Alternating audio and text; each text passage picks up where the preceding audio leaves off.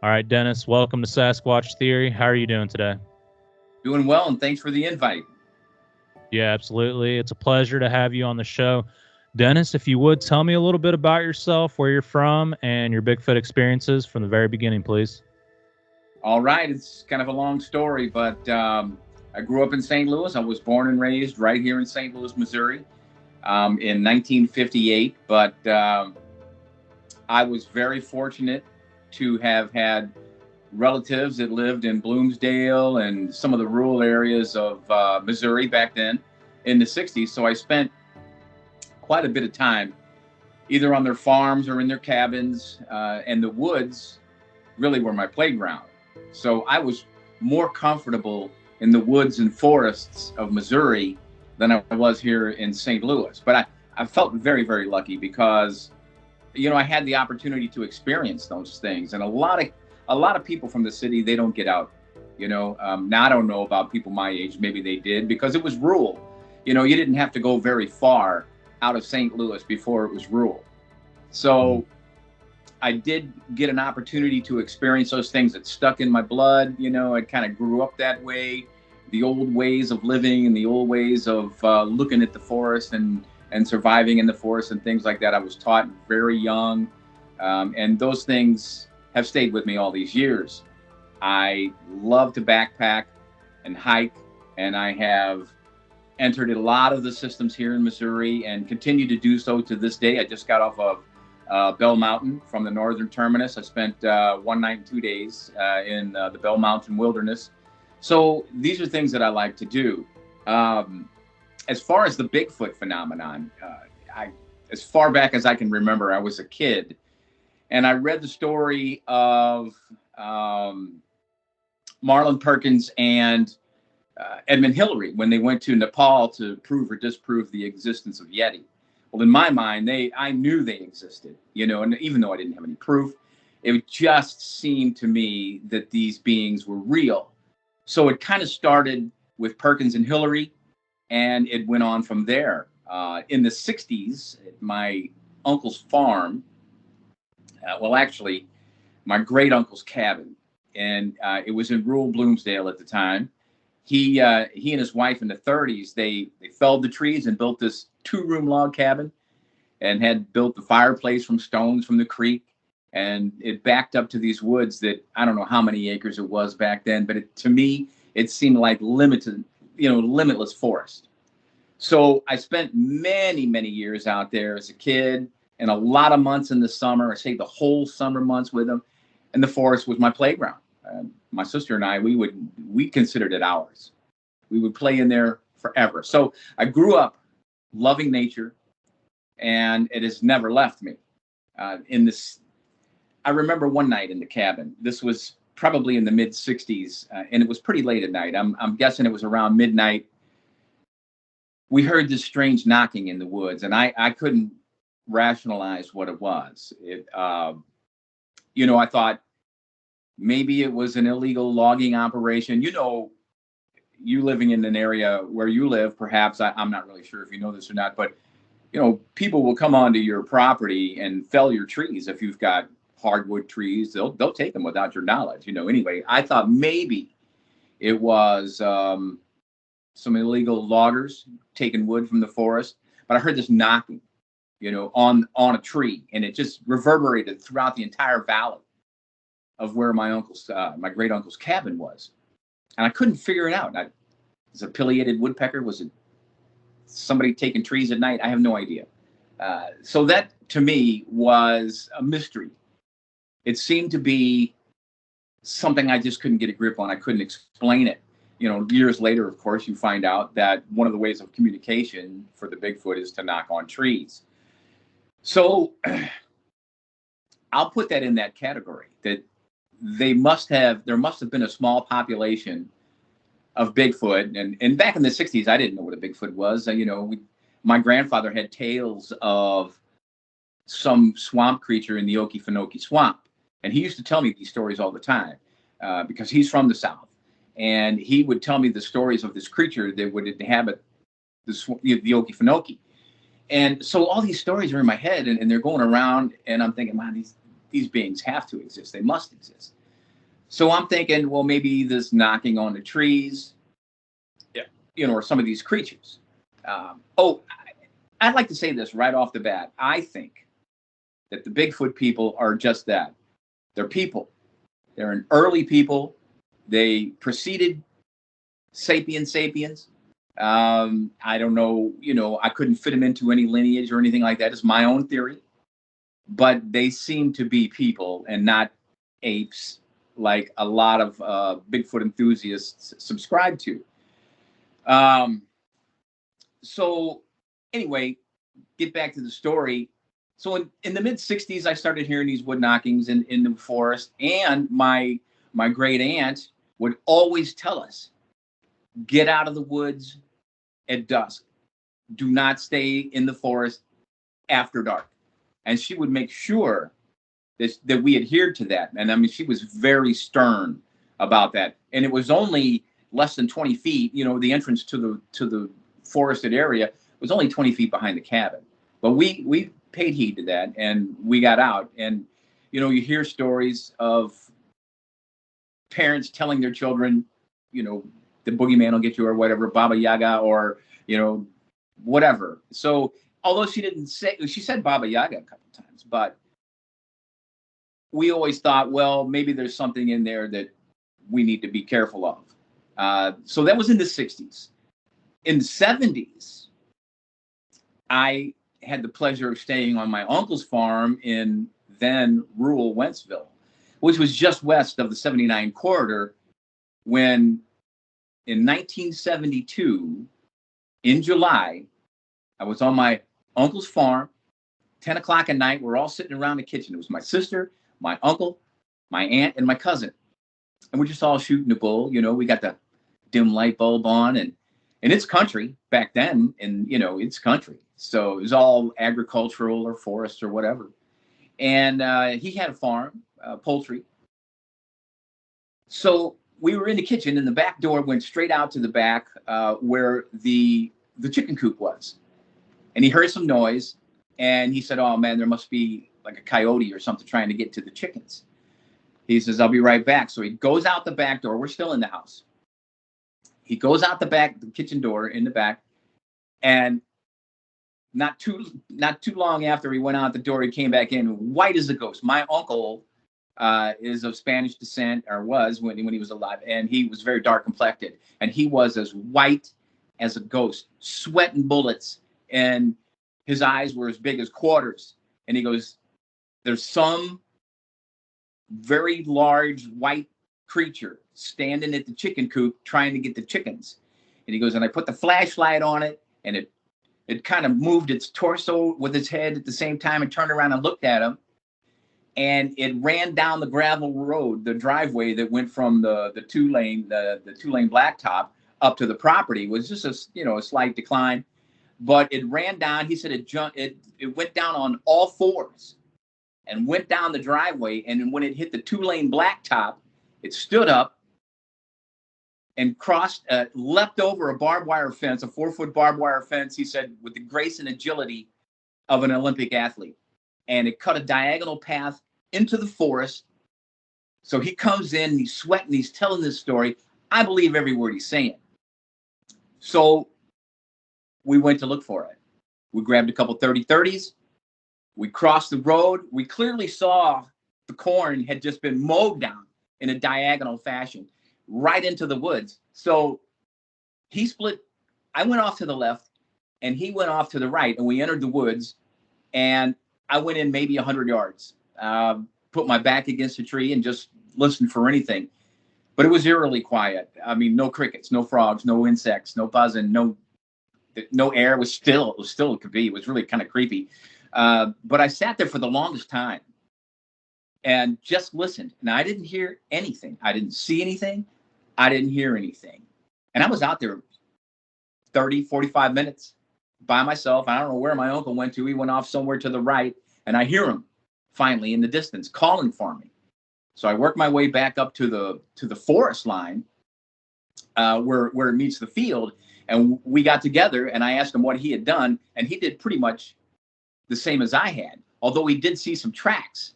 he said, leading into the woods.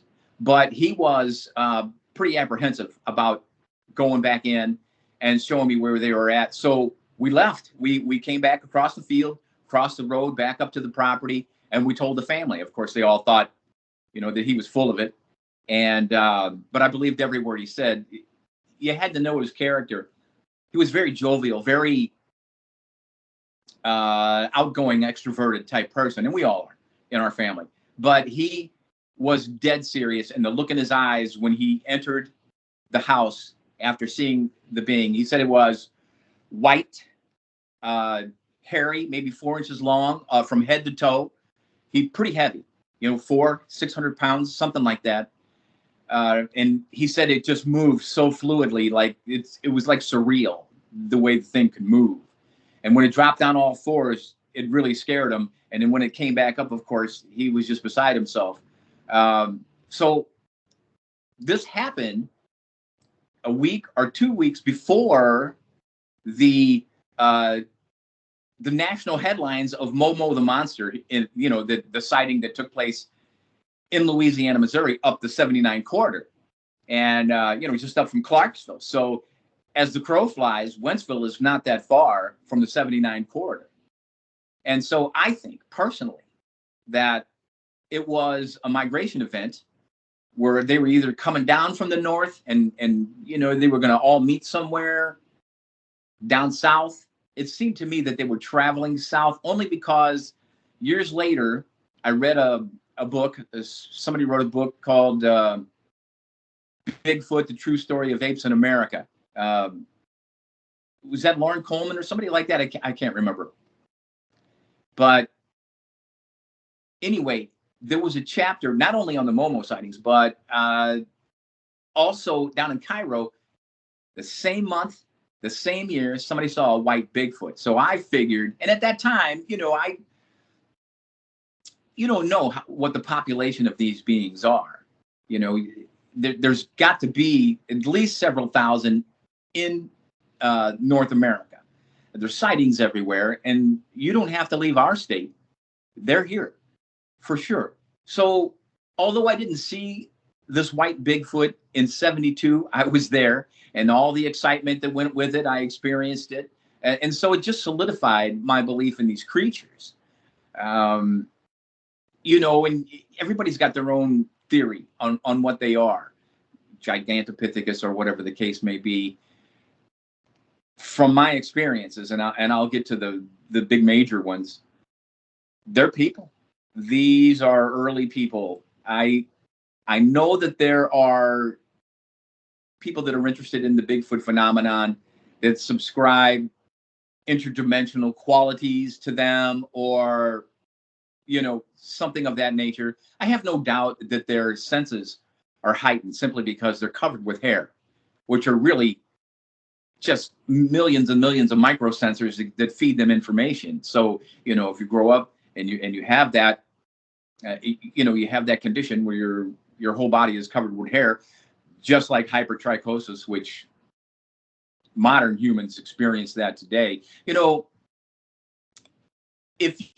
Let's just say you had hypertrichosis in your genetic makeup, but in addition to that, you had gigantism in your genetic code from your,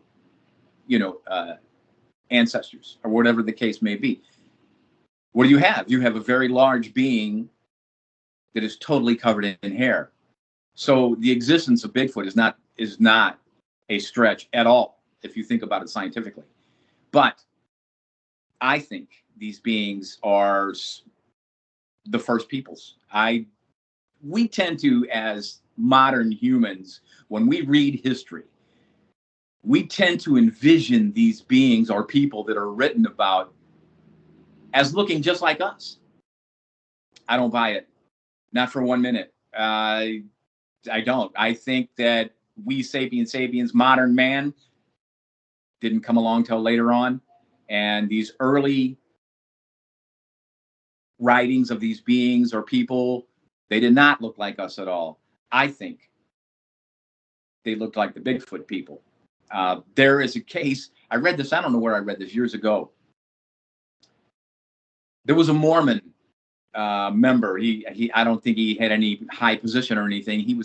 This was in the 1800s, and he was traveling down this dirt road on a or a mule. I think it was a mule. You know, they're pretty big. And he came upon a giant, hairy man walking down this dirt road, and rode up to him and started conversing with this being. Now, I've heard people say that they speak English. I've never had one speak English to me. However, there are some cases where people say that they did speak English or another language or whatever the case may be. I have heard many of their own, you know, many times in their vocalizations, their own language. They have a language. However, the English part, I don't know. It's not up for me to say. This being told this, he said, and the guy on the mule said this being stood taller than him in the saddle on this mule. And he told this man that he was the biblical Cain, who was destined to walk the earth for an eternity, for his, you know, transgression against his brother. So I knew a Mormon person, and I asked her, I said, have you ever heard this story? And she laughed at me. She says, no, but let me check it out. So she goes to, I guess, her wherever church they go to, and she came back a couple of weeks later, and she goes, the story is true. It's in our history. And so I think that these beings have been here for a very, very long time.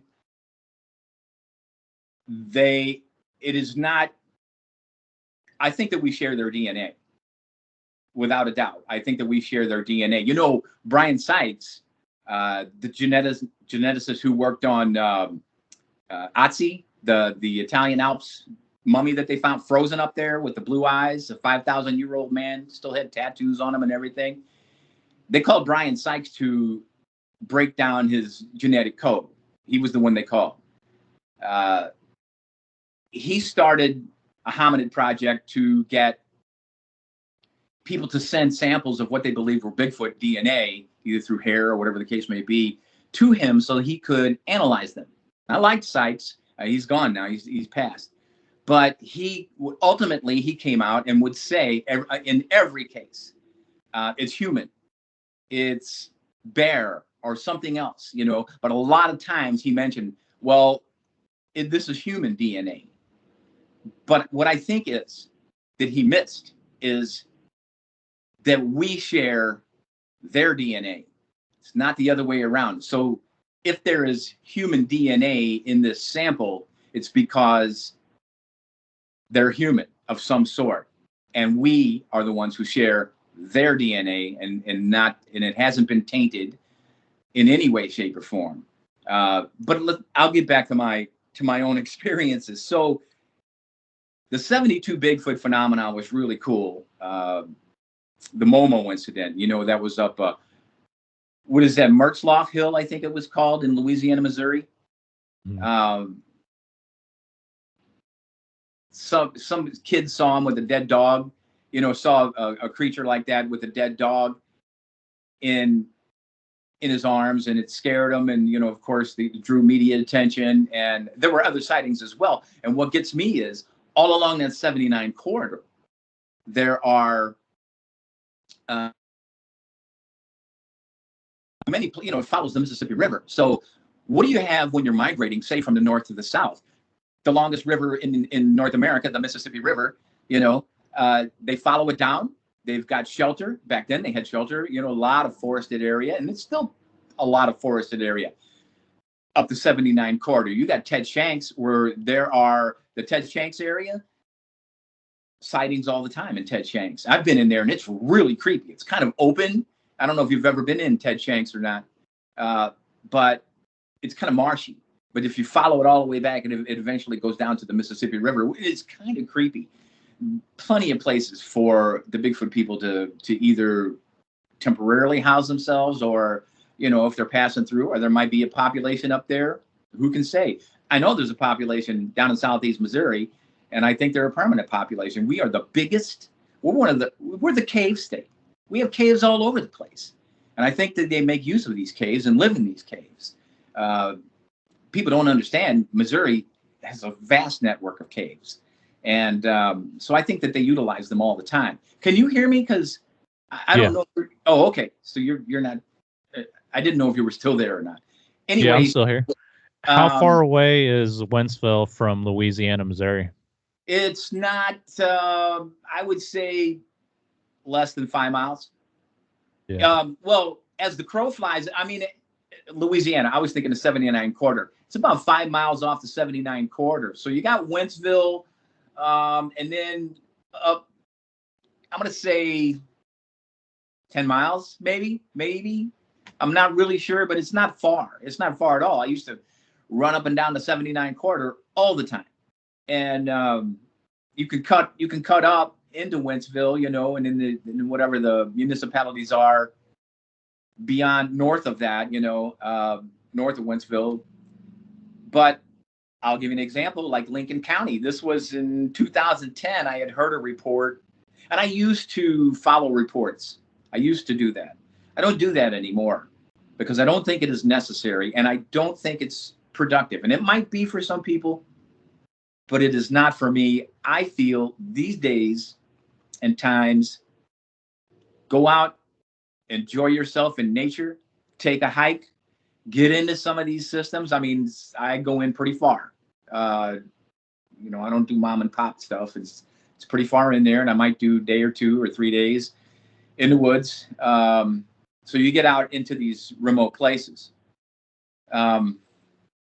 Anyway, I lost my train of thought. Oh, no, you're fine. Here it is. I think that if they want you to see them, you're going to see them. If they do not want you to see them, there's no way you're going to see them. There's no way. They're so smart. All right, so I'm at 70s with the Momo. Oh, by the way, I don't know if you know who Lyle Blackburn is, but he is a cryptid researcher and has written a lot of books, and a super author, by the way, well-researched, well-written books. And he was gracious enough to put my story of the 72 Momo incident in his book on the Momo monster. Now, he did have a disclaimer in there. He said he didn't know if it was related to the actual event that was talked about in the news. I certainly think it was connected because all the farmers in the area were talking about it. They were talking about some of their livestock being gone, talking about actually seeing these beings, brown, black, red, white, which the white was really strange. You know, that stuck with me that my uncle saw that. Lauren Coleman, that is really interesting. I met Lyle Blackburn at the Illinois Bigfoot conference that took place recently. He's a really nice guy, and he's super intelligent. And that's what he talked about was the Momo from Louisiana, Missouri, and pretty much about all the different waterways that all weave together like giant veins. And I think that has a lot to do with it, the Mississippi and the Missouri River. And I think they follow the waterways, not strictly, but they're always somewhere near water. And it might be miles away, but like you said, you don't have to be in a certain area where there's been sightings. As long as you're like in that vicinity, like let's say if Madison County has sightings, like there's not just one spot, or Crawford County, like you're not just going to go to one state park and only find them there. That just means anywhere in the county, anywhere, anytime, as long as you're out in nature. You hear all the time that you see them very close to urban areas. You know, I'm trying to think of really my experiences have been out, but you hear all the time that they're very close to civilization at times. I heard right down in Festus, every October, some guy has experiences with them just down in Festus, Missouri, which is 20 minutes from here. You know, yeah, so, I've taken several reports from Bowling Green, Lake St. Louis, and that's what people talked about was this bright white Sasquatch with like long hair. I mean, oh yeah, well there you go. I mean, and it stuck with me, that white thing. But when Lauren Coleman wrote that book and talked about the one in Cairo, I thought, well, that's, you know, that makes sense, especially same month, same year. So yeah, Lyle Blackburn's super writer. very gracious person. I enjoyed it, and like I said, he put a page or so about my story in there. I thought it was really neat. You know, your life takes turns here and there.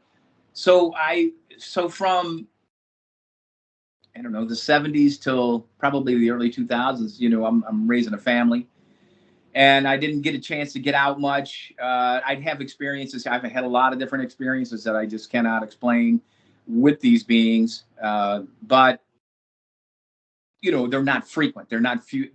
The most, let me give you a biggie.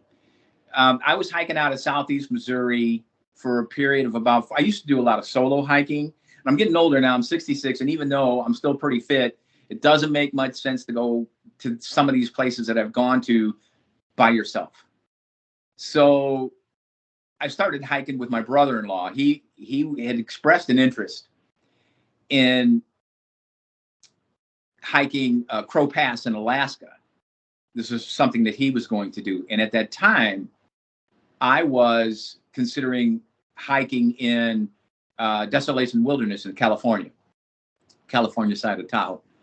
And so we started training on the Green Rock Trail here in St. Louis. It's about 14 miles, a little over 14 miles. But, physically not so demanding, but psychologically it will crush you if you're not prepared for it, because it just takes so long to get out of this system. But anyway, we started training. So we started hiking together. But before that, I did a lot of solo hiking, and I'm down in this area in Southeast Missouri. Not the first time I've experienced the Bigfoot down there, and certainly it wasn't the last either. But this was in 2018. I'll go to that one.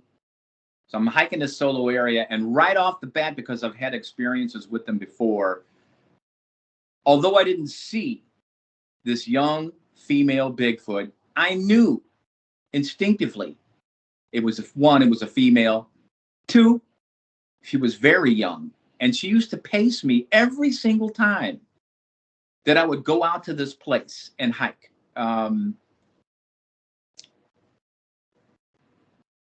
I don't like to give the exact locations, but it's in Southeast Missouri, and highly accessible to anyone, really. So the first time I heard her vocalize, and it's just this elongated, very soft wooing. This is how this young female presented herself to me. She would call out to me, and I'd be on the bottoms walking a creek, and she'd be up on the ridges, pacing me up on the ridges. And I knew she was there. I just knew it. And I could tell. So eventually, and I'd been doing this for 4 years, and she was there almost every single time I went out there.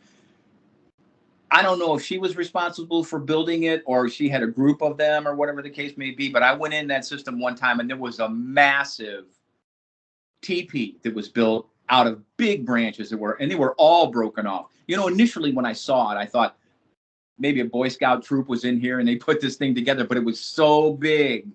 I mean, it had to be, I'll bet it was 15 feet tall at least, and the diameter, maybe 20 feet. You know, you could walk straight into it without bending over, but every branch was broken, you know, and they were big branches. You know, some of them were like that. Most of them were like that. And I thought that's a hell of an effort for a group of Boy Scouts or anybody to put together. You know, it was a hell of an effort. There were a lot of them. It wasn't a thin structure by any means. It was well built and sturdy, and you could walk in one side and out the other without bending over. And I thought, so I just kind of passed that off initially, but I'd always hear her. And eventually I found her, she had tiny feet. I found her footprints and I photographed them, and somewhere I have these photographs on an SD card. But I have so much stuff. I've been collecting junk for 66 years, and I have no idea where it's at. But her feet were well within the human range, and they were pretty small. They weren't even like, it would be like a small woman, you know? Was this in the Mark Twain National Forest? Is that close to it? It probably, it might be, you know, it's broken up in sections. Mm-hmm. So I'm not really sure what section that might. I'll tell you where I'll tell you roughly where it was. It was in between St. Genevieve and Farmington. Okay. Yeah, So that's a good. In between those two. Okay. And was the TP by a power line strip, perhaps? No. This was out. There was nothing there. Okay. Except wilderness. The reason I ask is because somewhere in Viburnum, Missouri, in the Mark Twain, I found this giant TP structure right next to a power line strip, one of the big ones, and right off the side of the highway, and in a pine thicket. But it was pretty cool. There was all kinds of structures in there, and the way I found it was I couldn't hold it anymore, so I had to stop off the side of the highway and take a whiz. And then I looked up. I was like, "Whoa, okay, cool." You know, I noticed this years ago that this is something I theorized. You know, they're going to take the path of least resistance, right? So if you've got a power line cut, you guarantee they're going to walk that. I mean, why tromp through brush and thicket and woods and when you could get out into this clearing and travel, if you're going in that direction, and travel that way, right? So I think that they use those all the time if they can, you know. And why wouldn't they build a structure there? Why not? So, I mean, how many humans are going to do that? You know, how many humans are going to get out there and, you know, people can tell you that these Bigfoot don't exist. They can sit on their couches and theorize about it, but do they get out there? Have you ever, you know, have these people ever gone out on 2, 3, 4 day packs on the Ozark Trail, find a place to make camp?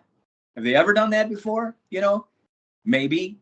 But I think that these Bigfoot can assess people. I think that they have the ability to assess people. And if you're not a threat to them and they want you to see them, you're going to see them. If they sense in you somehow that you're not the type of person to be seen, you know, to have them see you, you're not going to see them. They're smart and they're very perceptive. Their senses are heightened. Like I said, I don't buy at the moment, and I'm not discounting it. I don't buy, but I don't subscribe personally to the interdimensional phasing in and phasing out type thing. But you hear it all the time. Is it true? I don't know. That's not what I experienced, but maybe it is. To me, they're terrestrial. To me, they've always been here. I mean, way before modern man. That's my opinion. So what did the vocalization sound like from the female? Oh, very soft and elongated, like a wooing sound. You know, I couldn't emulate it. I can't do it. It was just very soft though. So it was almost inaudible. And that's the way she presented herself to me. Every single time I was out there, I would hear her vocalizations. And I knew she was there. Instinctively, I knew it was her. So I told my wife. And my wife told me I was full of it, you know. Although she entertained the idea of the existence of these beings, she didn't believe me. So I invited her after about 4 years. I said, well, let's go out there. Let's go out there and spend the day, you know. And so I took my wife and my youngest daughter, who was 18 at the time, and we went out there. And it was beautiful. It had just rained, so the creeks were full and they were flowing. All the foliage was popping. I think it was like September-ish.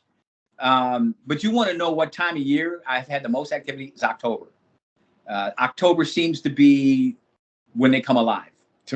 But I've heard all kinds of different stories about even summer months, you know, stuff like that. Like July, for instance, in Missouri. But October, for me personally, is when the experiences start to take place. But anyway, I think we were out there in September. And so it was still leaf on season, but everything was green and popping and the colors were bright and the cloud, you know, it was clouds in the sky. So the colors didn't have to compete with the sun and it was beautiful. And we started hiking. We get up to the top about midway through the trail. We took a break and I was stringing up a hammock and the two girls were on the precipice looking into the forest valley. So all of a sudden I noticed both of them turn their heads to the forest. And they looked at the same time. And I just kind of smiled. And I said, what did you hear? And they said, tree knocking. And oddly enough, I didn't hear the tree knocking, but I did hear her vocalization. So I knew it was her. I knew it was her. And I told them so. I said, no, I didn't hear her knocking on a tree, but I did hear her calling. I did hear her vocalization. And they told me I was full of it. I'm like, okay, whatever. We went on the whole day. My wife took 1 million photographs. I bought her a really nice camera. I don't know if she was using that or her phone. I think it might have just been her phone, though. And we didn't see anything. You know, I heard her vocalization, but they didn't believe me. They heard tree knocking, but didn't accept it, I guess. So we ended the day, no big deal. A couple of weeks later, I'm at work, and my wife sends me a photograph. She was going through her phone, she said, looking to take stuff off of her phone because she was getting too much on there. She sends me a photograph of the day we were there. And we were on the bottoms in the creek, shooting up the elevation. She was shooting up. She goes, I'm going to puke. She goes, I'm so nauseous. I can't believe this. You have to see this. Standing in the creek in a little higher elevation was this female Bigfoot staring right at us, just as calmly as can be. And she's looking right at us. Perfectly symmetrical breasts. Of course, some time had gone by since she started, I started having these experiences with her. So she was a little older. I don't know how old she was, but she had a full set of perfectly symmetrical breasts. Shoulders, head. You could see both arms. The only thing you couldn't see was one of her legs was obscured by foliage in the foreground, because the creek was winding like that. So there she is. And true to form, and I blame this, I don't know what I blame this on, really, technology maybe? It was rather fuzzy. Everybody says that their photographs are fuzzy. And it was, but not fuzzy enough to tell that you had a jet black female Bigfoot staring right at us in the creek. No question in my mind, obvious as the nose on your face. And so at that moment, my wife said, oh my God, I believe you. I believe everything you're saying. And I said, well, I told you it was true. What I didn't realize was that I started trying to get better images of her in this photograph, pulling them up on as best I could, which really just amounted to just enlarging it a little bit. Across the creek, just up on the bank, was a 10-footer. He had to be 10 foot. I'm guessing it was a male because I couldn't see the front. This big, massive, she was black, but the one across the creek was kind of brownish, dark brown, I would say. About 10 foot tall, had his arm against a tree that it was leaning on. And what I could see was the entirety of its back, its full left arm, its butt, its big legs, and like a side profile of its face. And it was looking off this way, kind of looking at her, sort of, but maybe just behind her. And you could see the profile of the face, which was lighter. And it had to be 10 foot. It had to be. And I didn't even consider at the time. I didn't even consider there would be, I don't even know why I didn't even think of it, that there would be others there. I only had interactions with this young female. I knew that she was very, in human terms, I'm going to say sweet and curious about human beings. She was the sweetest thing. She never was aggressive, always stayed at a distance, but was always curious, I'm guessing, about human beings. And that's why she followed me. Maybe she recognized what I was putting out, like emotionally or vibratory wise or whatever. I don't know. But she made herself known to me all the time. And so we have a picture of her. And of course you're going to get people to say, oh, that's a burned out stump. Well, I never seen a burned out stump with two perfectly symmetrical breasts ever. And where's the rest of the tree? If it's a lightning strike, where's the rest of the tree? All this. I don't have to make excuses. I know exactly what it is. I wrote a book, an ebook, on another experience that I had. Well, I think that one's in there as well. But can I tell you what it is? Yeah, that's fine.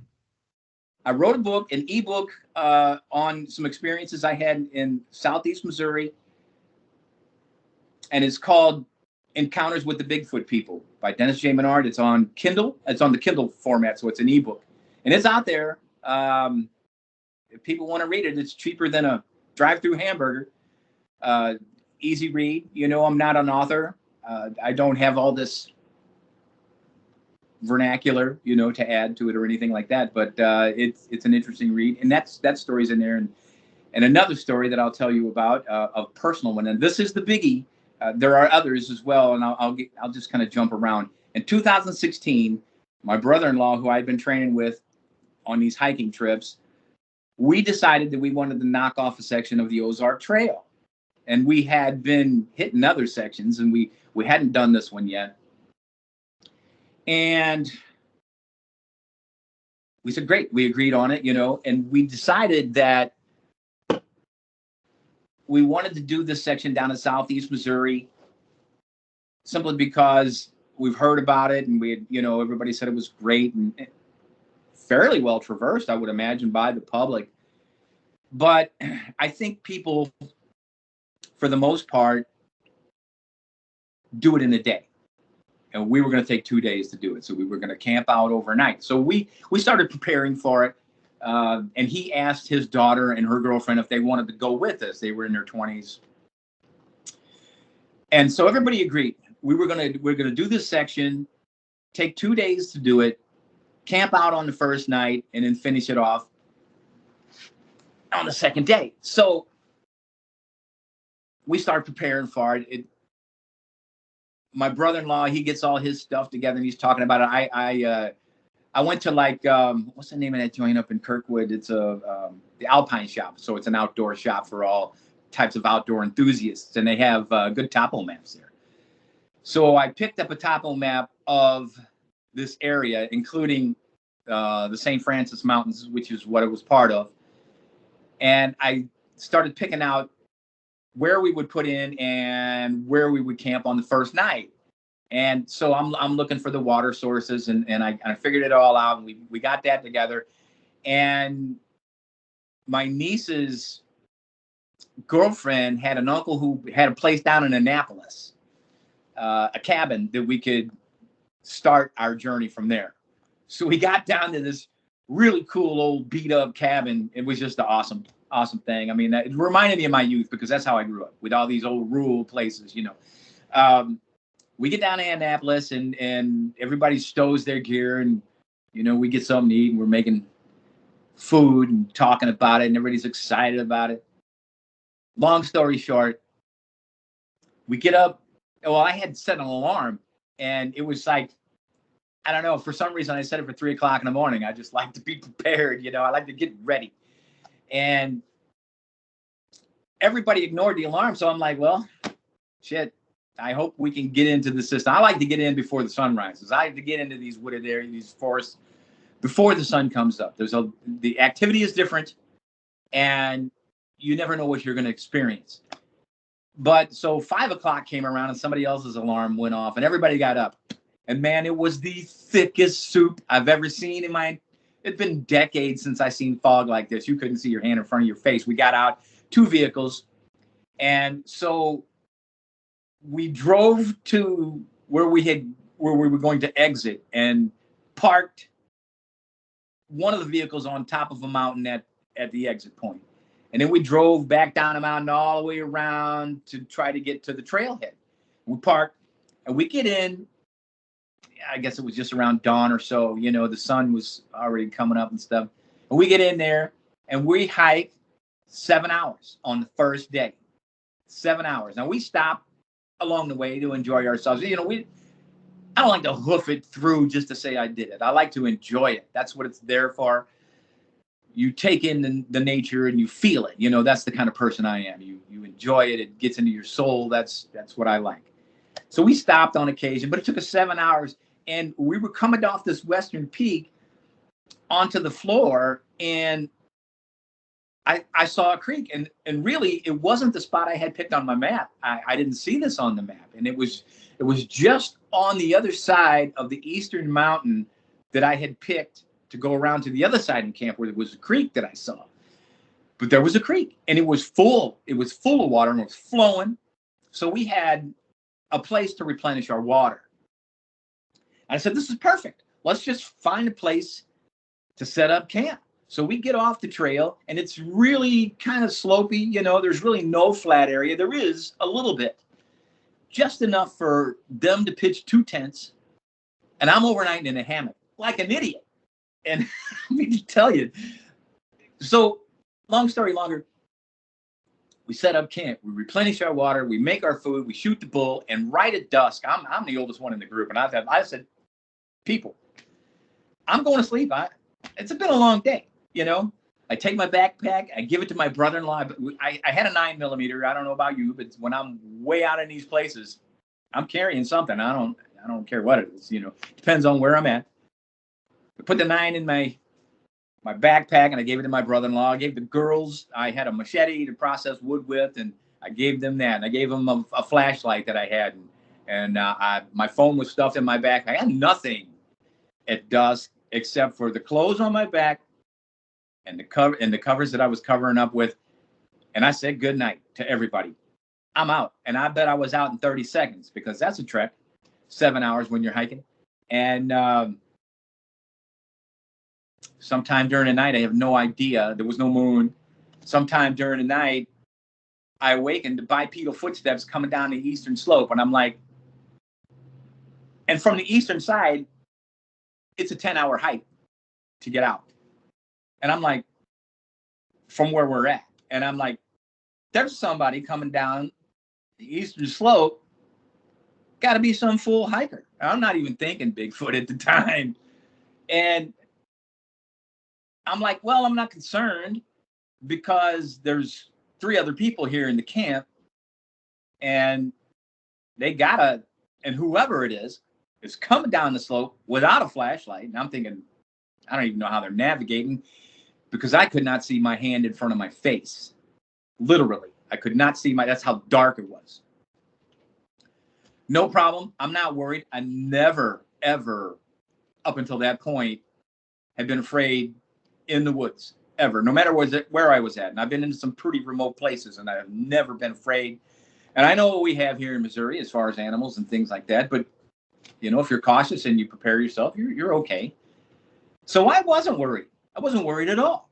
I'm thinking this hiker is either going to come just around us on the trail, or it's going to come straight through. That's how close it was. It's going to come straight through the camp. And here's what I'm thinking. When the camper gets down there, and I'm thinking it's a guy, because why would a woman do that? Because, doesn't make sense for anybody really. But so, hey, I'm lost. I need a place to stay. Can I stay here tonight? That's what I'm expecting to hear. Boom, boom, bipedal. You can scratch quadruped off the equation.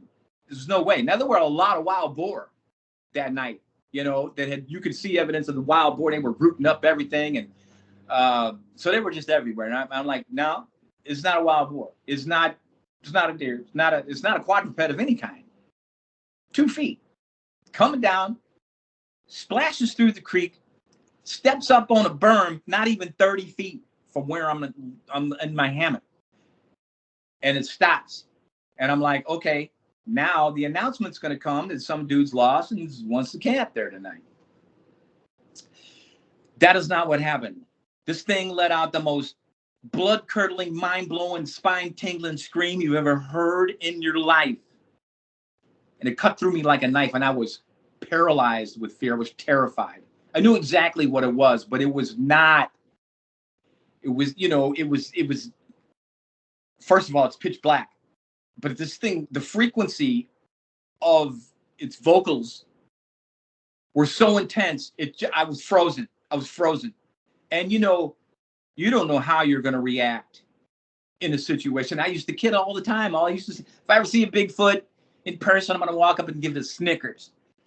Not so. I was beyond terrified, and I couldn't move. I could adrenaline shot through me, and I was shaking like I was like a grand mal seizure, but I couldn't speak. I couldn't think of anything. There was no place to run. Where am I going to run to? I'm 7 hours into the wilderness. So I'm shaking in my hammock. I'm just shaking like a child. And this thing starts screaming. And it did whoop too. And I don't mention that a lot, but it whooped. And the whoops were they were pure, like a pure frequency. And it seemed to, it started out whoop, whoop, whoop, whoop, whoop, whoop, whoop, but it got progressively faster. And it was so unnerving. The purity of the sound that was coming from this being was, I was just terrified. I wasn't horrified. It was terrified.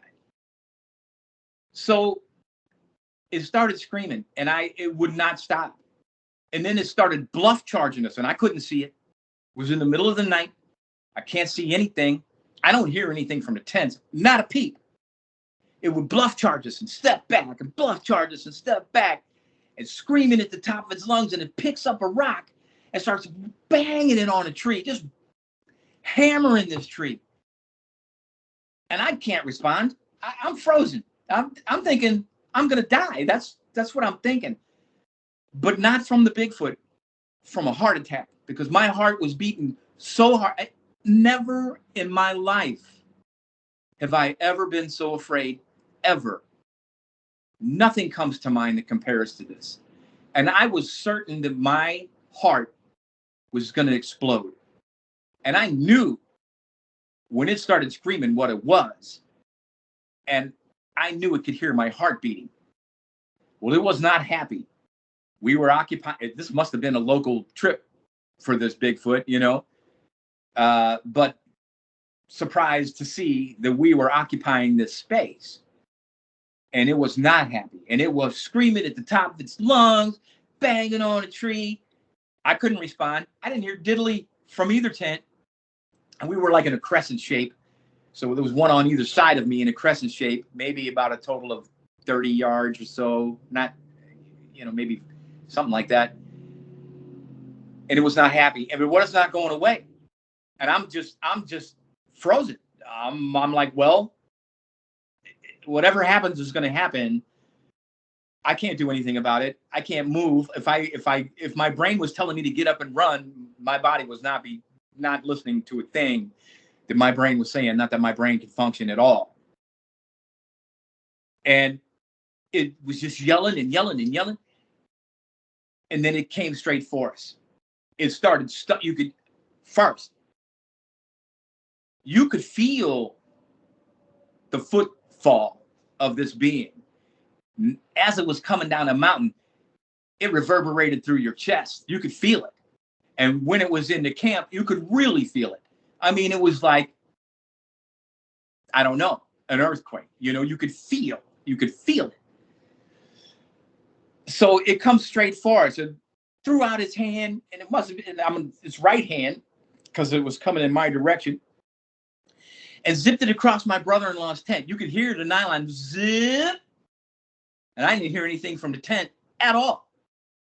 And it stomped right over to me. And I know this is unbelievable. It's unbelievable to try to convince people. And I don't try to convince people of anything. Get out there yourself and see what you can see. It stomped right over to me on my left side. I'm like east-west. My head is east. My feet are west. And I'm tethered to a tree in this hammock. I got a small diamond fly, so I'm really kind of exposed. The fly wasn't with the system that I owned. It was different. So I'm kind of exposed there. And it stomped right over to my left side, and it's just screaming at the top of its lungs. And I'm thinking, that's it. I'm a goner. My heart's going to explode, or it's going to rip me and the hammock off the tree and throw me into the creek. That's what I'm thinking. And that's it. What am I going to do? So it goes around the tree and comes over on my right side. And I'm telling you, it was right here. Now, I didn't smell anything. I didn't smell I don't think my olfactory senses were working anyway. I don't think anything was working on me at that moment. except that I was conscious and terrified. And it is screaming at the top of its, it would never stop screaming. And it was screaming at the top of its lungs, and it takes its left hand, big old hand, and pops it underneath the hammock on my shoulder and just zips it down my back like that, like there, you know? And I'm just like, this, I'm thinking to myself, this did not just happen. And I'm just curled up in a little fetal position. Just, the only thing I didn't do was suck my thumb. And it stomped past me and past the girls' tent. And we had built the fire ring from rocks from the creek. And I don't even know what time of night it was. It was pitch black. And the fire had long gone out. I didn't see, you know. And this thing was rooting through the fire and throwing. We don't have debris. We're like one of those people leave no trace. Where that's the kind of people we are. So we're very clean. You know, there wasn't any trash. There might have been a piece of, you know, somebody else's trash from a previous camp or something, like a piece of tin, like a tin can maybe that had been melted or something. But we didn't throw any tin cans in the fire. This thing, I never would have thought this in my entire life, from a being that is totally covered with hair, kicked up this fire to a full flame. And that flame, 4.5, 5 feet tall. And this, then I could see it. And I saw it. And it wasn't 20 feet. I wasn't 20 feet from the fire. Maybe a little far, maybe 25 feet. And it's throwing its hands up in the air, screaming at the top of its lungs. It was jet black from what I could see. It had hair 3 inches maybe, but it wasn't real thick. You could see this, like the skin on its arms. And it was black. It had black skin. It had a black face. The hair was, it was all hairy, but the face was kind of exposed. And it had a black face. And it was throwing its arms up in the air, screaming, circling the fire, and just carrying on. And I don't even know what to tell you. I couldn't even think. I'm like, this is not happening. This is not real. It finally goes around back to the berm that it came up on, picks up this rock, and it's slamming it against the tree, stomps down into the creek and up on the western peak. And I'm like, at the time, it was still screaming. And it screamed all the way up to the top of the mountain on the western side. And I'm just terrified. And if that wasn't enough, and I'm thinking, listen, here's what I'm thinking. In my mind, I'm thinking, Dennis, you got to get a hold of yourself, man, or you're going to die. You're going to die. You're going to have a heart attack. I don't know how any heart could experience something like that and not explode. I don't know how. But it didn't, and I'm thankful.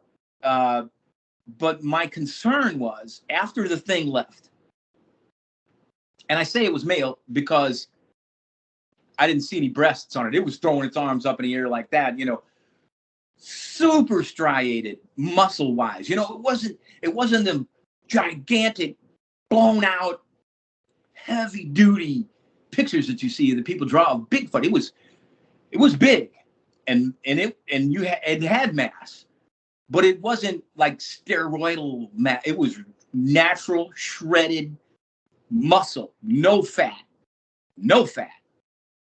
And anyway, I'm beside myself, and so I'm telling myself, I got to get together. I got to calm down. So I try to start breathing because I'm breathing so hard, and I'm trying to relax. Not that I could, but I'm trying. And all of a sudden, on the backside of the eastern peak, 2 big adults start wailing at the top of their lungs, and it reverberated everywhere. And I'm thinking to myself, oh my God, it's a family. And they would not stop. And this one that just went up on the western peak was still screaming. These on the backside are those long vocalizations that you hear, but they were deep. And I can't emulate them, but they were real long, and they kept this up for an hour. Finally, the one up on the western peak stopped screaming. These 2, they must have screamed for an hour. And while they were screaming, I'm still trying to get my stuff together to keep from expiring. All of a sudden, right behind my head, off the eastern slope, something bipedal comes down right behind and stops within 20 feet from the back of my head. And all that fear and terror and everything that I was trying to get a hold of just came flooding back and flushed my whole body with adrenaline. And I'm just, at this point, I'm just curled up in a fetal position waiting for something to happen. I got two of them on the backside screaming. They were screaming so loud, the way west on the way back on the other side of the western peak, maybe even a couple of ranges over or something. I don't know. A pack of coyotes joined in. And then way up north, you could hear this old hound dog start to chime in. And it was miles away. You could hear it. But you distinctively knew what was screaming on the backside of the eastern mountain. About an hour later, they stopped. I forgot, because there was still vocalizations coming from the backside of that mountain. I forgot all about what was behind me because I couldn't think, I couldn't speak, I couldn't rationalize, I couldn't do anything. But I forgot about what came down the mountain and was standing, I don't know how long, behind me, because I didn't hear any vocalizations or anything. I don't know how much time went by. I know that I did not go to sleep. I don't know how many. I don't know if it was hours. I don't know if it was minutes. It was hours. I didn't go back to sleep. All I could do was sit there and shake. And I finally got myself to a point of calmness. And I told myself, I got to get out of this hammock. And all I was wearing was a pair of wool socks. And I hang my hammock high. So I threw my feet over the hammock. My feet landed on something fuzzy and warm. And I don't even know what to tell you. I have a theory, but I have no idea what my feet just landed on. But something is under my hammock. And I just pulled my feet back and stayed in a fetal position until the sun came up. And when I saw first light, I'm like, okay. And I don't know how much time transpired. All of the night. I just swung my feet over and jumped out. I looked, there was nothing under there. I go over to the fire. I stoke the fire. My niece unzips her tent. She goes, Uncle Dan, do you think that was I said, hell yes, that's what it was. That's what it was. So she heard it. And when it stoked up the fire, I heard her zipper on her tent come down and then zip right back up. Just like that. Zip, zip. And she told me that she unzipped it and saw the fire and the Bigfoot. And she's like, zip. Just close it back up. And I didn't hear anything from her. I heard nothing from my brother-in-law. So anyway, the girls come out first. And her girlfriend said, before any of that went down, I'm trying not to use cuss words, before any of that went down, an hour prior to that experience that I had, my niece's girlfriend said they were already in camp. They were already there. And she said multiples of them, stomping around the camp, checking us out. And I was oblivious to everything. And she said that's what she said. They were already here. And then they have a different, they told me they heard it coming down a mountain at the point that I'm describing my experience. But they I don't know if they heard it whooping or not. They told me they did not hear this being screaming in their face. Now, did their mind blank it out? I have no idea. These are the things you hear, these stories about what people experience when they're together at the same event and they all have something different to say. It was the screaming that made me realize I was going to have a heart attack, but they didn't hear it. They heard it walking down the mountain. They heard it stomping around the camp. They heard it banging on the tree. They did not hear it screaming. I don't know how to explain it. That's what they said. But Shell, my niece's girlfriend, said that they were already in camp checking us out. They were already there. And I don't know how long they were already there because I didn't experience that. Isn't that weird? But at that moment when I heard the footsteps coming down the eastern peak, I heard it. So we're trying to figure out just exactly what the hell happened. Here's what I figured. This young man, and I figured it was a young male because, you know, you see images of these, and who knows what's real or not anymore on the internet or anything like that, of these hulking, gigantic, 10-footers or more with their massive bodies and stuff. This didn't, it was massive, but it didn't have that full-blown, like, mature adult look to it. It was very fluid. It was very striated muscularly, so sinewy maybe, with no fat, but super muscles, but not blown out human steroid muscles. And its movement was fluid, extremely fluid. So I figured, I surmised, it was a young male, maybe in his 20s or something like that, coming down the Eastern Peak on a Saturday night, doing its thing, going to get a drink from the last water source for the next 10 miles, heading west. Finds us there in its backyard and is just not happy. And it's going to mess with us. Came into camp, created a ruckus, did not hear any responses. I don't know how anybody in their right mind could respond anyway to something like that. And so it decided to count coup on us. You know, the Braves back in the time of the French trappers and the European settlers, they would accost a white devil, but they wouldn't kill him. You know, they'd ride up on him and hit him with a coup stick, or they would slap him, but it wouldn't kill him. It was an act of bravery. And I think that this young male Bigfoot was counting coup on us as an act of bravery. Not that it had anything to worry about at all. There ain't a man on this planet that could take one, in my opinion. Don't even think about it.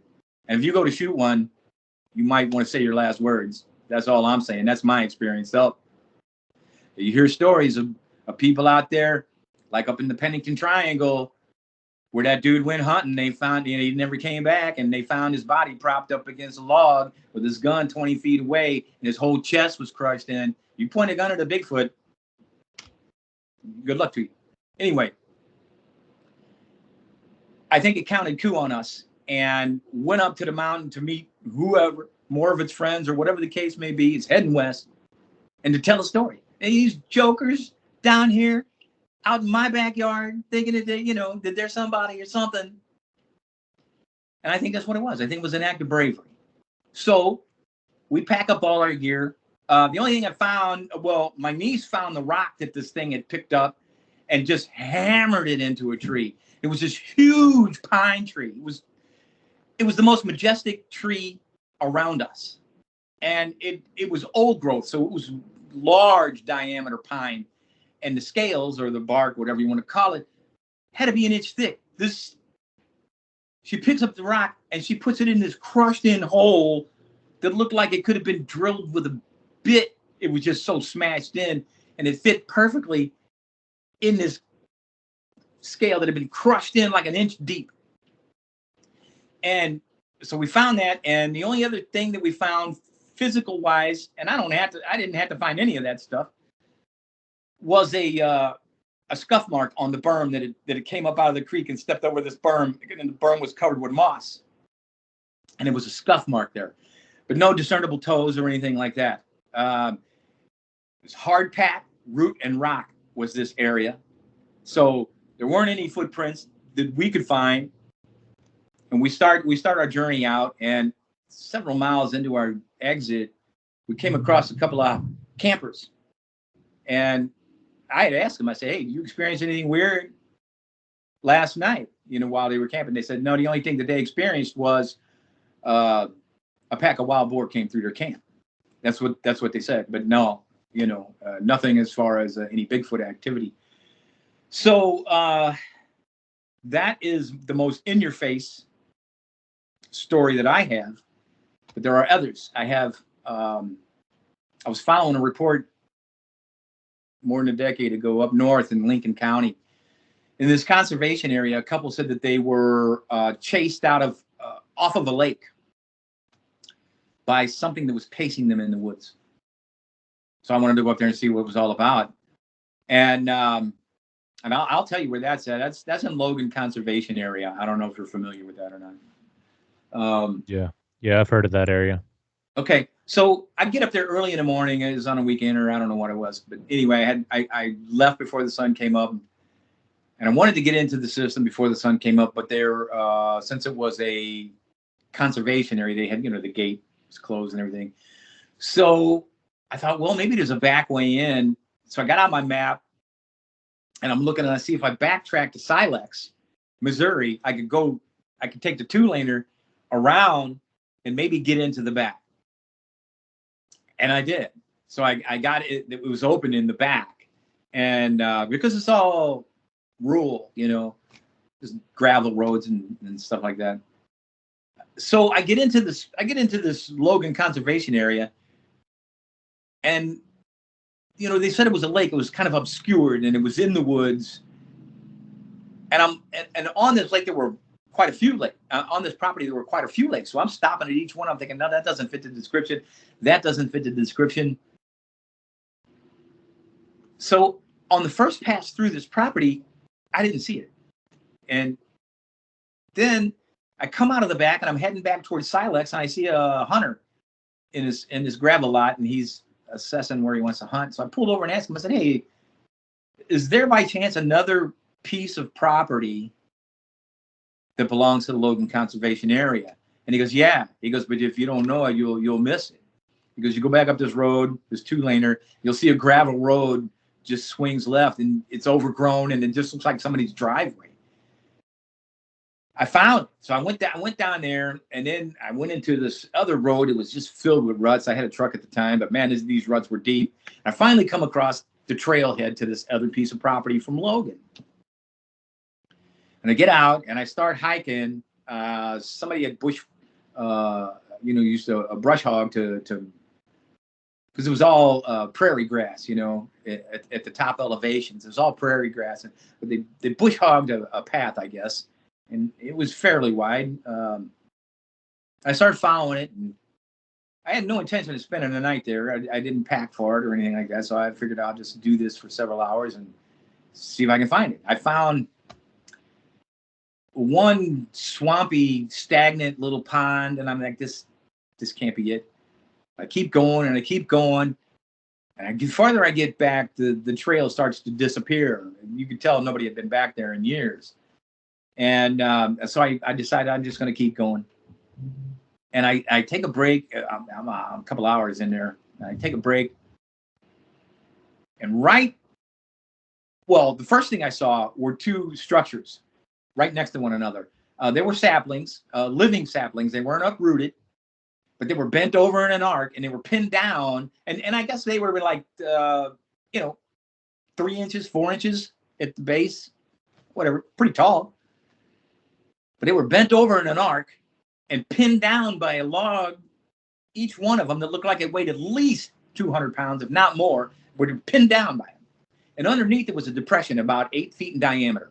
And it had leaves, like something had slept under there, and something had slept under another one. And I'm like, wow, that's really weird.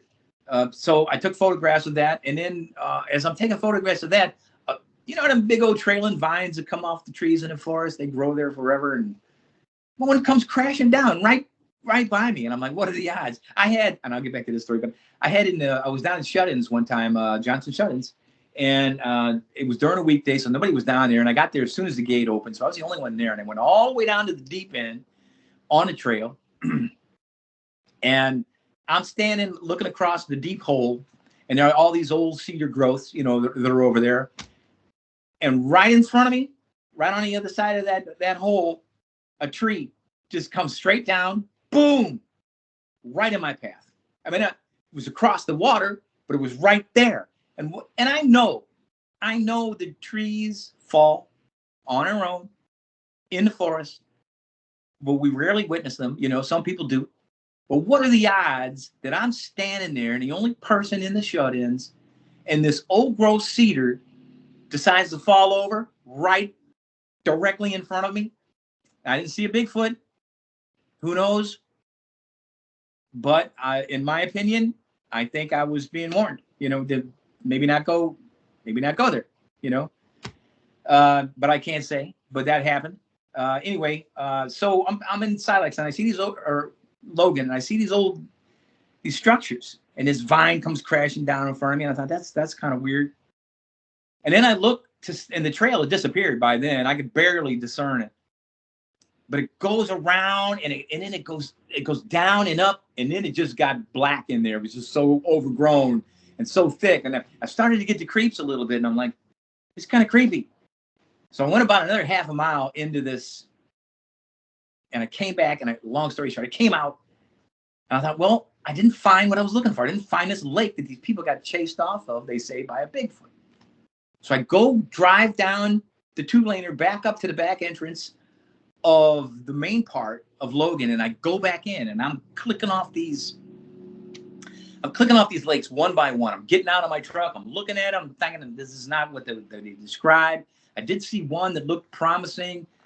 It was kind of far off, but I didn't see any woods really. It was kind of open, and there was a lot of the lake was filled with lily pads and stuff.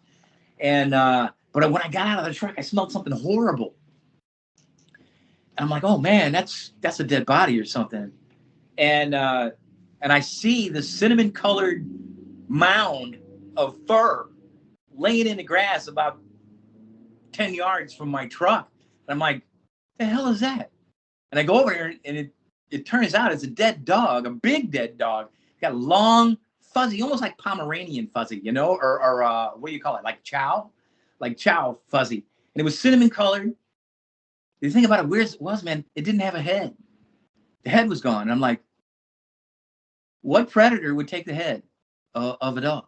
I mean, if the carcass became subject to predation and animals eating it and stuff, what would take the head? So I thought that was kind of weird. So I get back in my truck, because I figured this couldn't be the place. It was too open. And I went all the way through the end of it, and I don't see it. And I'm like, shit. So I'm making a left to go out when I caught a glint of water coming through the forest. And I'm like, I look over and I see it. There's a lake back there. So I swung around, I pulled in, and this place had been flooded most of the year. I was trying to get to it, but there was flooding all up and down this area, not only 61, but the 79 corridor as well. And it had been flooded for months, but it finally receded. And then I get to the lake edge, and it's all muddy. And what do I see? I see a print about 16 feet long. It's a left foot. And I'm looking around, and I see a right foot. And I can't make the stretch, but there's a right foot there. And I'm like, holy shit, this must be the place where those people got chased out, because it had woods in between the access to the lake and the lake itself. There were a lot of woods. And I'm like, man, there's a big footprint. It's like 16. And I look off to the left, and there's a smaller set. I don't know, 12 inches, 13 inches, something like that. And then there's a smaller set, like a juvenile or a baby or something.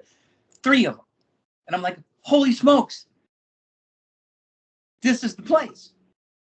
I start following it, and it's all muddy. And it just the flood had subsided recently, and it was still deep mud. I couldn't get in it, so I'm up a little bit, following it around. But it finally, they're progressing around the left side of the lake, and they come up out of the mud, the footprints, into the hard pack, and then they disappear into the woods and around on the woods on the backside of the lake. So I have a kayak, and because I couldn't get to this part of the lake by walking. It was too overgrown and non-accessible, and I'm extremely allergic to poison ivy, which there was a lot of. So I get in my kayak, and I paddle over to the corner of the backside of the lake, and there's one degrading footprint and it's about 16 inches. It had been there for a while. You could only see like if that was it, you just run a line straight down the middle of it, like say from the big toe up your instep. There was like only half of it left, but you could clearly see that it was a big footprint, and the rest was degrading. So I knew that there was activity there. I knew that they were there, or they had been there. So I have a video camera. Back then it was like a handy cam, you know, like one of them big ones, or wasn't too big, but it was handheld jobby. And so I turn it on, and I'm filming the area, and I hear through the trees and through the brush down on the backside of the lake, I hear something like you would take a drink of water, you know, slurping water. And I'm like, the hell? And then I heard their garbled language. It was like, I guess you could compare it to, what's his name up there in the Sierras? Ron Moorhead. Anyway, that garbled sound, and they were talking, but it was kind of a windy day, and I had just a handheld camera. I'm not an expert or anything like that, so I didn't have a windsock. But so I thought that I had recorded it, but when I played it back at a later date, there was too much wind. It obscured everything that I heard. But in my opinion, they were there. They were down on the bottom, and I wasn't about to go down there. No how, no way. And because there were multiples. And I'm not going down there. So I just got in my kayak and hit the road and packed up and got out of there. And that was the Logan Conservation Area. And so to me, it verified what these people were talking about. My own daughter went hiking. I don't know if you know where LeVar Creek is out in, it's like in between Eureka and Pacific, Missouri, in that area. Anyway, it's a, I don't know who runs it, if it's a conservation or somebody else, you know. Anyway, there's a trail. It's like a 4-mile trail that goes up through the area, and it starts out on at LeVar Creek. So on the elevation is right there at the creek, and then the trailhead starts and goes up and around this whole area. My daughter, she's 34. Oh, I'm sorry, got dyslexia, and I'm getting old. She's 43. She said that she and her boyfriend went hiking there and were chased out by a big black figure in the woodline off the trail, and it scared them so bad they never went back. So I went out there, and I put in at night, like I always love to do. I didn't experience anything. Eye shine from a deer. I saw some deer, and I had a GoPro on my head. This was back when I thought I would capture something, you know, on film or whatever. And the day comes, and I'm going to spend a day there, you know. So it's a really nice, off LeVar Creek. There's a couple of anomalies there that make it geologically interesting. There's a waterfall, and there's like a little shallow cut into the whatever the cliff there that makes it like a little cave type thing, you know, and the water falls down and it pools up down there and it gets pretty deep. So I work my way down to the bottom of that, and I'm setting up a hammock, and I hear the biggest branch snapping off to my line. I knew they were there. I don't know. I'd say it was there. Branch snapping right above me. Just, I don't know. I didn't see anything, but it was probably less than 50 yards from where I was at. Just, I mean, cracking branches at me. And I just kind of chuckled because I didn't figure it was going to be aggressive. I just figured it wanted me to know that it was there. So I set up a hammock there for a couple hours and just listened. And I didn't hear any footfall, only the branches breaking, which they did. It's not like a branch broke off a tree and that was the end of it. There were branches snapping. And so I figured, well, it's here. I don't know what its gender is or anything like that, but it's here and it wants me to know that it's here. And I'm not going to do anything. I'm not going to go up there and bother it. And hopefully it won't come down and bother me. And it didn't. So in LeVar Creek, I had that experience. Now, the same daughter that got chased out of there, I called her up in 2014. I said, let's go down to the Mingo Wilderness. You know where that's at, right? Yeah. Okay. Yeah, by Lake Wapapello. Yeah. So, and I went there too, but I'll talk about Domingo. I said, let's kayak Domingo and get into the wilderness down there. And I said, I know that there have been reports of Bigfoot at Wapapello, and that's not too far from the Mingo Wilderness. I said, let's go down here. And man, it was so cool. It was just otherworldly. It was really prehistoric area we got into. And long story short, we come up this creek, and my daughter, she's just terrified. That I don't know why she was so apprehensive about it. She's tougher than me, really, but she was apprehensive about being. It was so remote and closed in, I guess. And so there was a cypress swamp on my right, and I said, and we were on the main channel of this creek, and I said, I'm gonna swing into this cypress swamp here a little bit and just go in, some yards and see what I can see. And I'm paddling in, and I'm cutting a lot of it out. But I told her the reason we were going down there because there were Bigfoot down there, and she was interested.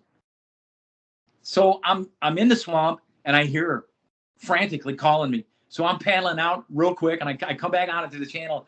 She goes, oh my God. She goes, right over this burn. Big snapping and stomping and footfall. And we were in the water, and she said she felt it in her chest.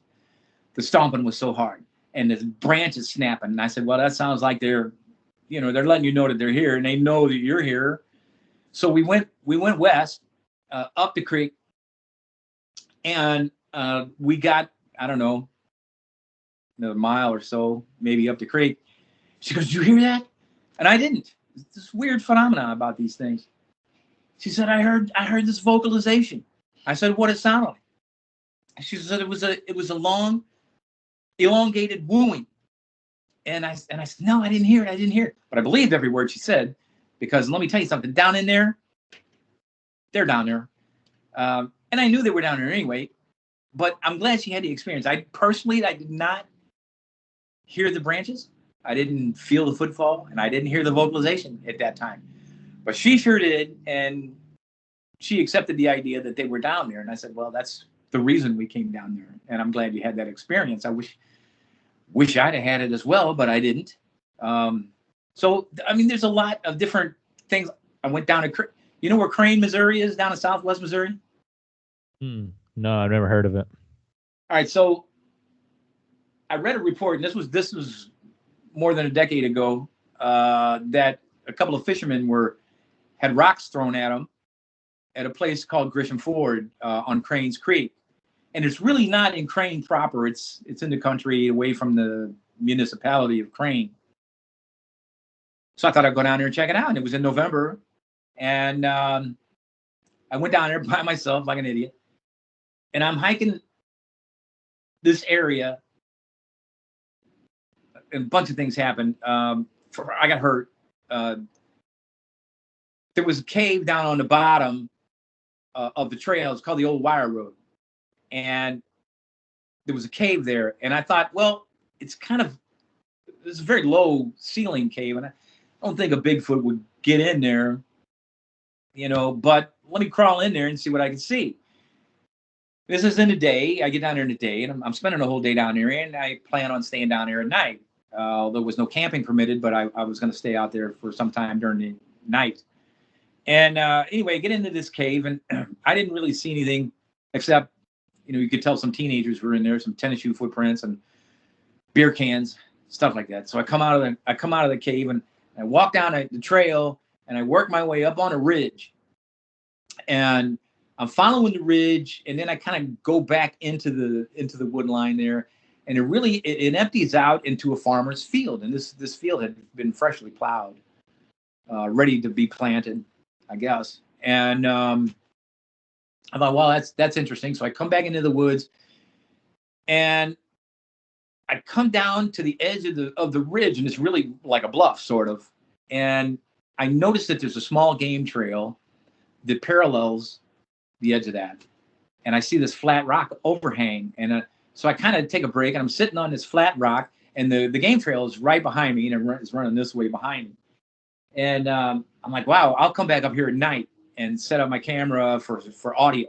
because I'm not going to be able to see anything. I didn't have an expensive camera or nothing, video camera. So I work my way back down. Well, what happens is I'm coming down to the edge of the ridge, and I slipped in some leaf litter, and I fell off the freaking bluff. What happened, and it was maybe 30 feet, but that'll kill you. But just before, I'm swinging wildly, I was able to grab a small tree that was growing up the side of the bluff. And I reach out and I grab it, and I still got my backpack on. My backpack's about, let me take a drink here. And my backpack is about, I don't know, 30, 35 pounds, usually goes something like that. And I grabbed this branch and I tore my bicep off its anchor point right here at the forearm. It just snapped. Holy shit, man. I like, it was so painful, and I got nauseous, and I thought I'm gonna puke, and I'm hanging there, and I wrap my legs around this tree, but my arm is gone. And I'm thinking, this is not good. I'm out here by myself, I'm some ways in here, and it's not likely anybody's gonna come in here. So I'm hanging on this tree, and I've managed to work my way down to the bottom on this tree. And I hoof it back to my truck, peel everything off. I'm thinking, man, it's 250 or so miles back to St. Louis, something like that. I really don't want to go home. And I know I'm hurt bad. Your bicep shrivels up, it pops off of there, and it just kind of like springs. Tension is gone, and it just rolls up into nothing. Oh shoot, man, I'm gonna lose some stuff here. Anyway, so I decided to stay. So I had something to eat, and I just kind of laid in the back of my truck, trying to get the nauseous feeling to go away, and I'm hurt, and it's not good, but I decided to stay anyway. So the night comes, and I throw my backpack back on, and I go back out, and I work my way back up to that ridge again, because I figured what I would do is sit on that flat rock. Two fishermen said they had rocks thrown at them from a Bigfoot to chase them out of Grisham Ford on Crane Creek. So I'm coming down the ridge, and I had gone up to the ridge. I got attacked by a raccoon. It was the craziest thing, dude. I'm sitting on this flat rock, and I hear some screaming coming from a tree. And I'm like, nah, that's a small animal. It's got nothing to do with me. I don't have to worry about anything like that. I'm out here trying to get audio. And it comes down the tree, and it's screaming. And I'm like, man, that thing is really pissed off at something. And then I hear that it's approaching me. It's like scrambling. And I'm like, what the hell? So it goes through the brush. And I didn't have the trail, the little game trail was right behind me. And this thing comes out, and it gets like 5 feet from me, and I just yell at it. All I got is a little mini mag light to illuminate anything. And it scampers off, but it's startling. So I thought, well, I'll just pack up and go back down. So I go back down the ridge, and I'm on the old wire road, passing the cave, and a rock comes off the bluff there and lands right at my feet. It's not a big rock. It's probably like that big around, but it's thud right there in front of me, right at my feet. And I'm probably 20 feet off the wall, on the trail. And it lands right at my feet. Now, originally I thought, well, I got a friend who works at the zoo. I'll ask her if raccoons, because they have prehensile hands, can do some stuff like that. So I asked her, when I got back to St. Louis. No, they can't do that. They can't pick up a rock and throw it. I didn't see a Bigfoot, but something threw a rock from the ridge at the top, and it landed right there at my feet. And you always hear these stories about how precision they are. Listen, I got a ton of stories. I have more stories, but I know I'm going to lose you. So I don't know if you want to continue sometime or whatever, Okay. Yeah, we'll leave it at that. And Dennis, I really appreciate you for taking the time to share your experiences from Missouri. And I thought they were really interesting, especially the part where you guys camped out and they were screaming and coming up to camp. That was something else. That was terrifying. I I've never been that afraid of anything ever. And I've been back in the woods. You know, I'm not, it's not going to keep me out of the woods, but I certainly am more cautious these days, you know. So yeah, it was quite an experience. I get back to St. Louis from that trip that you're talking about, and I got on one of the databases about Bigfoot sightings and found out that there were, in a 2-year period from the time that I had that experience, going backwards, there were 5 Class A sightings in a 2-county area, the county I was in and the one next to me. And for, you know, in the last 2 years prior to that thing, in your face encounters. So I thought, wow, that just, you know, there you go. So I figured there's got to be a population of them down there, a small family or a small population of them. And I know they live in the caves, you know, who's not? And if you look at Mammoth Cave in Kentucky, that comes all the way across. I mean, that thing is huge and far and long. So even our cave systems here connect, and they use them, you know. Yeah. But that's my story. All right. Well, thank you for taking the time to share it with me. And if you ever want to meet up and tell it on video, I'd be glad to meet up with you, and maybe we can get out there and look around the woods for ourselves. I would love it, and we're gonna do it. So, you know, let me figure out when we can do it. I know it's hunting season right now, so I don't want to be out there with all them dudes with shotguns and everything and rifles and stuff. So, but yeah, sometime soon, I'd be more than happy to do it. Okay, that sounds good. And you have yourself an excellent weekend, and hopefully we speak again, my friend. All right, Miguel. Pleasure to meet you. Take care. Yep. Take care.